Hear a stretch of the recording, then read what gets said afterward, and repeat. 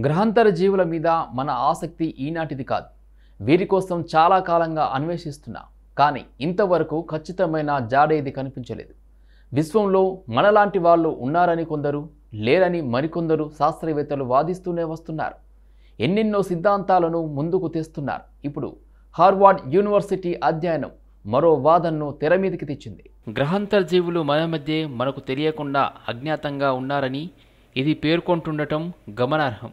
అన్ని విధాలుగా మానవుల పురోగతి కోసం హార్వర్డ్ యూనివర్సిటీ 2016లో హ్యూమన్ ఫ్లరిషింగ్ ప్రోగ్రాంను చేపట్టింది.